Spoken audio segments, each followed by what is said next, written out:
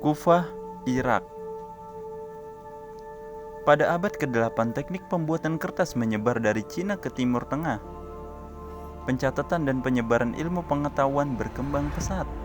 Jabir Ibnu Hayyan merupakan perintis ilmu kimia pada abad ke-8 Masehi dari kota Kufah, Irak.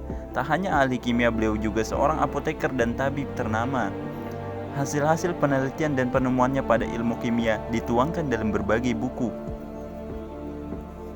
Di antaranya adalah kitab Sir Al-Asrar, rahasia dari semua rahasia, yang membahas komposisi unsur dan takarannya pada berbagai material. Terjemahannya dalam bahasa Latin, Secretum Secretum, masuk Eropa 2 abad kemudian. Beliau dikenal di Eropa pada abad ke-11 dengan nama Geber. Baghdad, Irak. Khalifah Harun ar-Rasyid mendirikan pusat ilmu pengetahuan Bait al-Hikmah, rubah kebijaksanaan untuk mengembangkan ilmu pengetahuan.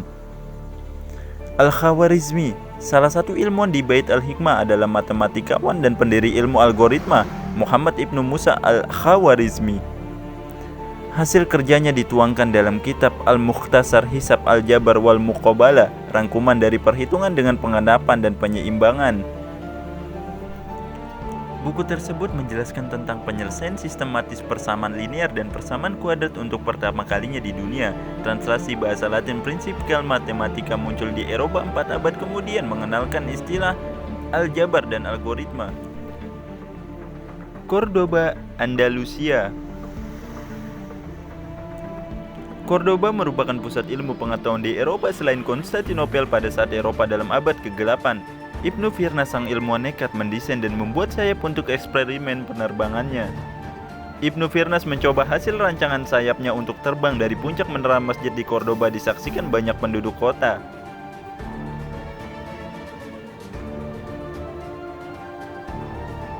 Sayap eksperimennya yang digunakannya berhasil membuat Ibnu Firnas terbang melayang. 700 tahun sebelum Leonardo da Vinci mendesain sayap serupa. Fez, Maroko.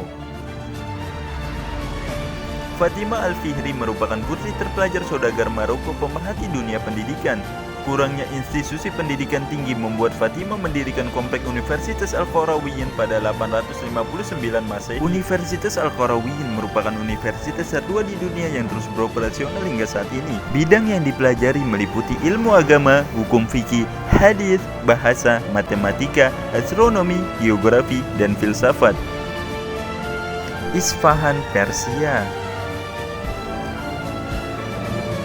Ibnu Sina merupakan tabib terkemuka dan pelopor ilmu kedokteran pada abad pertengahan. Konsep rumah khusus untuk perawatan intensif orang-orang yang sakit dan sekolah kedokteran diperkenalkan pada masanya.